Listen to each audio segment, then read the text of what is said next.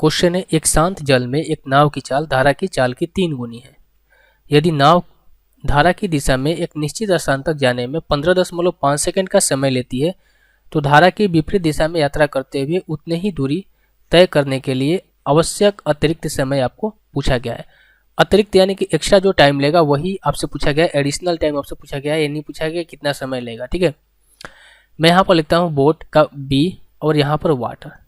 एक नाव का जो चाल है धारा की चाल के 3 गुनी है, यानी कि अगर नाव यहाँ पर 3 के स्पीड से जाता है तो धारा की स्पीड कितनी है, वाटर की स्पीड 1 है। ओके, अब यहाँ से हम लिखता हूँ डाउन स्ट्रीम और यहाँ पर अप स्ट्रीम। डाउन स्ट्रीम मतलब क्या है, धारा की दिशा में, धारा की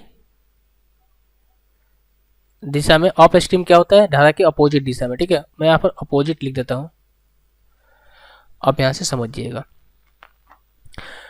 तो धारा की दिशा में चाल यहाँ पर कितना हो जाएगा, धारा की दिशा में चाल कितना हो जाएगा, धारा की दिशा में चाल अगर निकालने के लिए क्या करते हैं, बोट के स्पीड प्लस वाटर के स्पीड, ये हो जाएगा कितना आपका 4।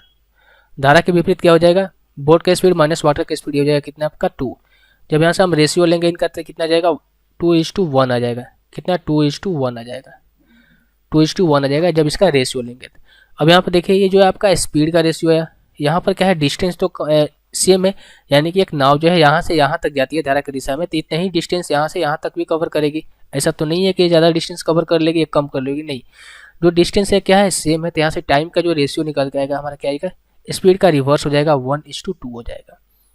यानी कि हम कर सकते हैं, यहाँ से रेशियो से भी आप देख सकते हैं। ठीक है, रेशियो से भी देख सकते हैं कि अगर मान के चलो एक नाव है, उसे एक सर्टेन डिस्टेंस ट्रेवल करने में धारा की दिशा में 1 घंटे समय ले रही है, तो धारा के विपरीत आने में, यानी कि धारा के विपरीत चलने में उसी डिस्टेंस को कवर करने में 2 घंटे के समय ले रही है। कितने, 2 घंटे के समय ले रही है, यानी कि इससे कितना 1 घंटे ज़्यादा समय ले रही है, यानी कि इसे जस्ट दुगना है। तो जो धारा के दिशा में जा रही है डिस्टेंस 15.5 सेकंड में, वो धारा के विपरीत दिशा में 30.5 सेकंड में, 30 यानी कि 31 सेकंड में जाएगी।